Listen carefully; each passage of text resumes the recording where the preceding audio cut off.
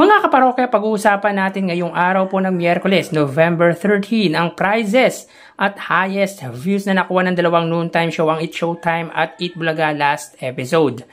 Pero bago yan mga kaparokya, humiling ako na pakisubscribe ang aking YouTube channel, pakiclick ang bell icon para una kayong ma-notify sa mga bagong video na ilalabas ko at pakidami nyo na din na i-follow ang aking Facebook page na Mega TV at ang aking TikTok account na Kaparokya TV. Maraming salamat!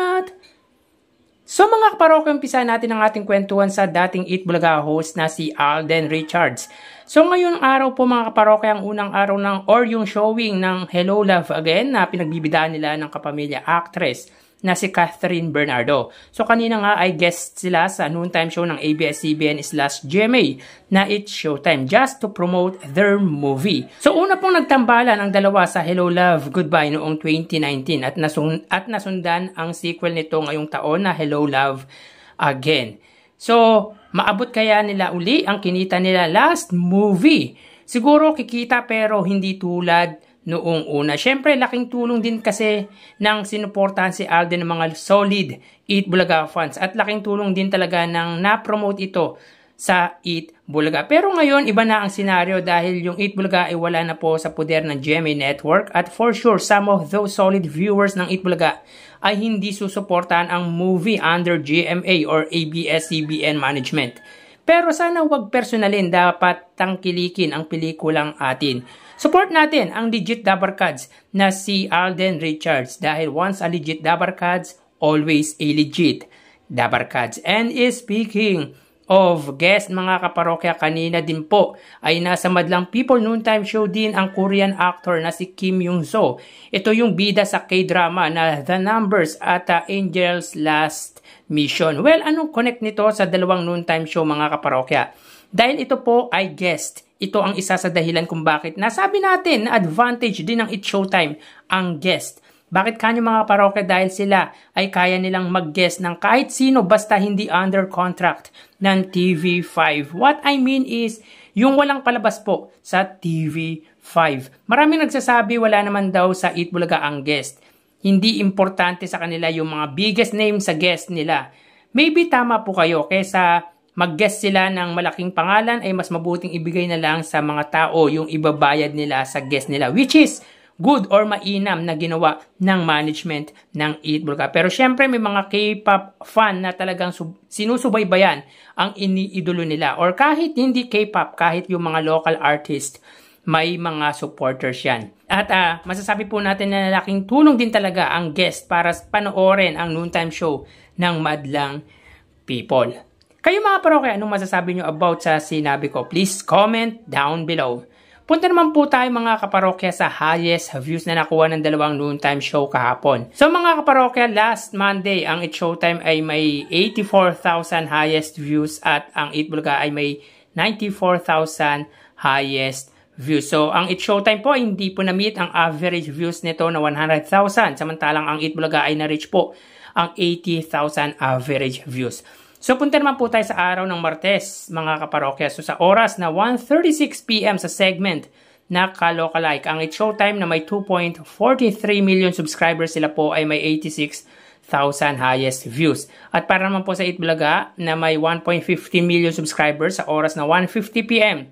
Sa segment na Gimme 5, sila po ay may 98,000 highest views. So dito ay muli na namang na-meet ng It's Showtime or muli na namang hindi na-meet ng It's Showtime ang target numbers nito na 100,000.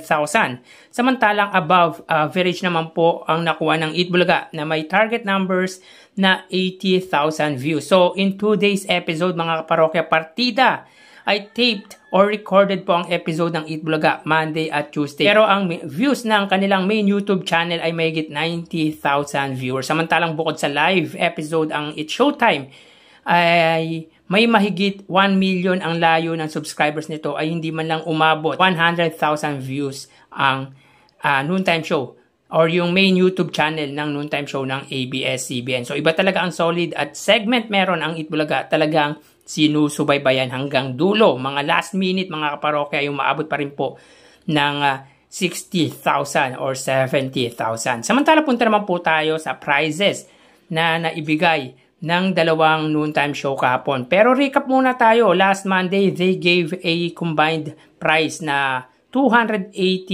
pesos kung saan ang 215,000 dito ay sa Eat Bulaga at ang 65,000 po ay sa Eat Showtime. At ngayon naman po para sa araw ng Martes, ang Eat Showtime makikita dito ay may 20,000 pesos. Pero upon watching sa live Facebook ng Eat Showtime ay nakapagbigay po sila ng total of 65,000 pesos. Again, 35,000 sa Showing Bulilit, 25,000 sa Kalokalike, 15,000 sa winner at 5,000 each sa non-winner with total of 25,000 plus 5,000 sa non-winner ng tawag ng tanghalan. Bali po, sila po ay nakapagbigay ng total of 65,000 pesos. Sa Eat Bulaga naman po mga kaparokya, sila ay may naibahagi na 210,000 kung saan ang 30,000 dito ay sa segment na pera fee, 10,000 sa O Babies Contest, 80,000 sa Sugod Bahay segment, 70,000 sa Gimme 5 at 20,000 sa Bawal Judge Mental Kaba. So sila po ay may pinagsamang 275,000 pesos. In today's episode mga kaparokya, sila po ay may combined prices na 555,000 kung saan 130,000 dito ay sa Eat Showtime at ang 425,000 naman po ay sa Eat Bulaga. So another more than 200,000 na naman po ang papremyong ibinigay ng Eat Bulaga for the last 2 episodes. So malaking tulong talaga ang naibibigay ng noontime show ng legendary trio kung kaya patuloy silang tinatangkilik ng masang Pilipino. At hindi man ganon kalaki ang naibabahagi ng Eat Showtime ay malaking tulong pa din po ito sa mga recipient na ito. So hanggang dito na lang mga parokya, magsiingat po tayo. Thank you and God bless.